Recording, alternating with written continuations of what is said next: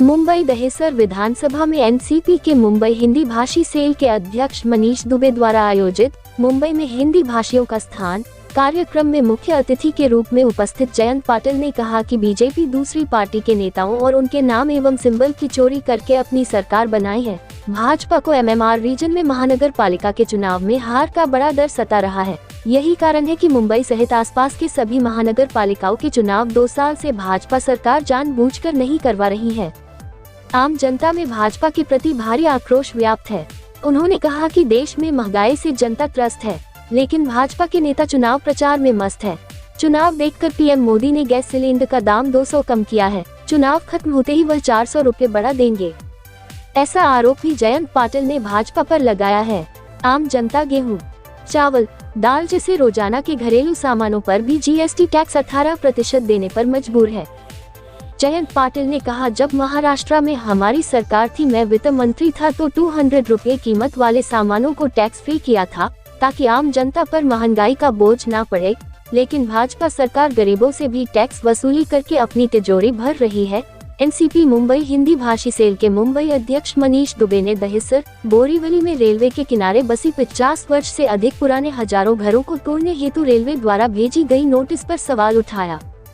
उन्होंने सबको शिफ्टिंग देने के बाद ही घरों को तोड़ने की बात कही। गणपत पाटिल नगर के सैकड़ों घरों पर की गई तोड़क कार्रवाई को गलत बताया।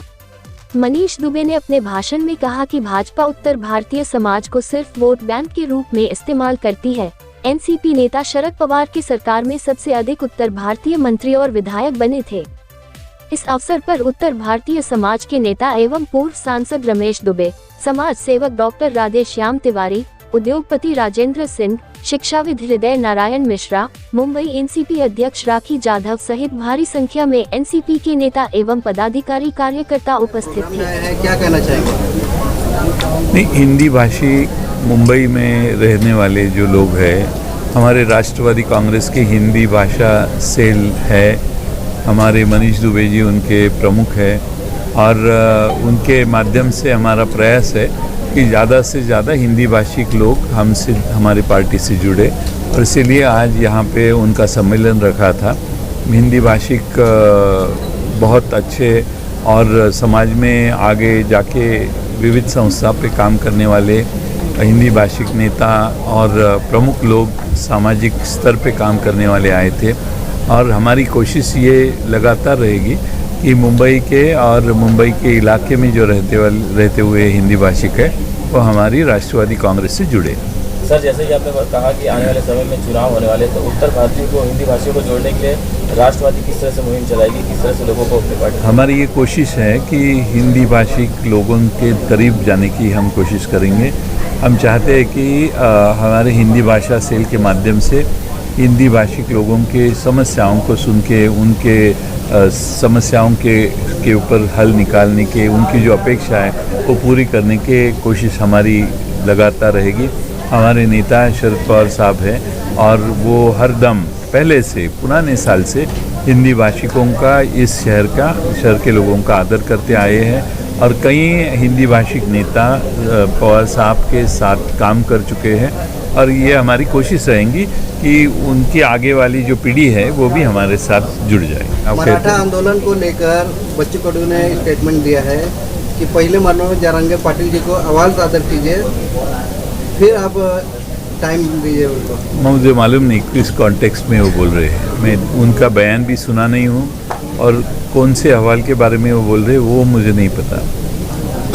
सर, इस साल एक सवाल है कि अभी जो राष्ट्रवादी कांग्रेस पार्टी है, तो क्या इस बार फिर सारे गठबंधन को लेके एक साथ होके चुनाव लड़ने वाली है? हाँ, ज़रूर। हमारी तो वैसी बातचीत भी हुई है, और हमारे जो दूसरे मित्र पक्ष है, जैसे आपकी हमारी समाजवादी पार्टी भी हमारी मित्र पार्टी है। मुंबई में साथ साथ में कांग्रेस है, उद्धव ठाकरे जी की शिवसेना है, सभी हम साथ में रह के महाराष्ट्र में काम करेंगे।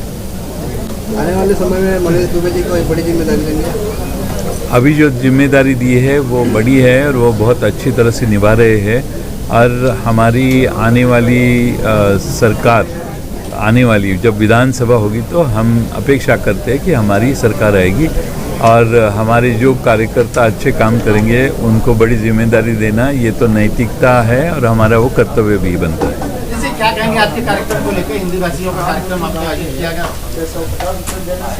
आज मुंबई शहर में रहने वाले जो लाखों उत्तर भारतीय समाज है उनकी मुंबई में स्थान क्या है उस विषय पे चर्चा करने के लिए हमारे प्रदेश अध्यक्ष आदरणीय जयंत पाटिल साहब की प्रमुख उपस्थिति में हमारे मुंबई अध्यक्ष आदरणीय राखीताई जाधव जी, समाज के वरिष्ठ नेता रमेश दुबे जी, डॉक्टर राधेश्याम तिवारी जी, डॉक्टर राजेंद्र सिंह जी, महेंद्र चौधरी जी, रामबड़ाई गुप्ता जी, इस जिले के जिलाध्यक्ष वी सरोज जी के माध्यम से हमने ये कार्यक्रम आयोजन किया।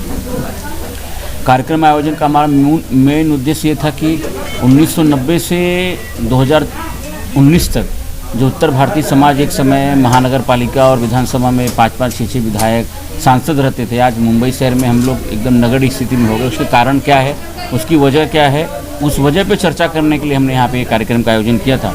और हमारे पार्टी प्रदेश अध्यक्ष आदरणीय जयंत पाटिल साहब ने हमें आश्वासन दिया है कि आने वाले समय में हिंदी भाषी समाज को उचित प्रतिनिधि देंगे और जिससे हमारे समाज के जो सुरक्षा और उनकी जो व्यापार में तकलीफ़ें आ रही हैं, जो उनको तमाम समस्याओं से ग्रसित होना पड़ रहा है, हमारे दहिसर विधानसभा में कांदल वन की वजह से, तोड़ा कार्रवाई की वजह से जो तकलीफ़ आ रही है, इन सब चीज़ों पे हम लोग सरकार के माध्यम से प्रयास करेंगे और उस समस्या को दूर करने के लिए इस कार्यक्रम का हमने आयोजन किया होगा। उत्तर भारतीयों को वोट बैंक के रूप में यूज किया जाता है और समय आने पर टिकट नहीं दिया जाता है, ऐसे भी आरोप लगते हैं, इस पर आपको क्या? एकदम सही बात है। भारतीय जनता पार्टी के जो लोग हैं, उत्तर प्रदेश में भारतीय जनता पार्टी की सरकार है, इसके लिए मुंबई शहर में उत्तर प्रदेश से संबंध होने के नाते यहाँ के लोग बीजेपी की तरफ आकर्षित हुए, लेकिन उनके आकर्षण के बाद उनको ये समझ में आया कि हम उत्तर प्रदेश में भारतीय जनता पार्टी के साथ हो सकते हैं, मगर मुंबई शहर में अगर हमें अपने समस्याओं को दूर करना है और सही सत्ता में हमें अपने सम्मान हासिल करना है तो हम भारतीय जनता पार्टी हमें नहीं देने वाली। बड़े बड़े हमारे आदरणीय नेता जो कभी मंत्री रह चुके हैं, आज उनके पास कोई पद नहीं है भारतीय जनता पार्टी का, तो इससे बड़ा और समाज में कुछ भी हो नहीं सकता। मैं उन सभी नेताओं से मेरी विनती है कि आप एक बार फिर विचार कीजिए।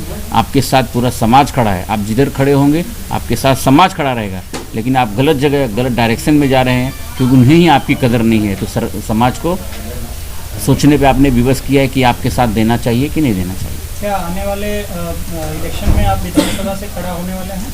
टिकट आपको मिलने वाली? नहीं, इलेक्शन में विधानसभा से खड़ा होगा नहीं होगा वो तो पार्टी निर्णय करेगी। मेरा प्रयास है कि अपने जो दहिसर विधानसभा मतदार संघ में दहिसर गणपत पाटिल नगर से हो, चाहे अम्बावाड़ी हो, चाहे दौलत नगर हो, चाहे शास्त्री नगर हो, चाहे शिवाजी नगर हो, जो भी, चाहे गोविंद नगर हो, जो भी यहाँ की समस्याएं हैं उन समस्याओं को दूर करने के लिए हम सामूहिक रूप से किस तरह से प्रयास करेंगे और प्रयास के माध्यम से हम उस समस्याओं का हल कैसे निकालेंगे, उस पर मेरा फोकस है। इलेक्शन लड़ना नहीं लड़ना वो बात का विषय है, पहले लोगों की समस्याओं दूर करने के लिए हमें संघर्ष करने का काम करना है।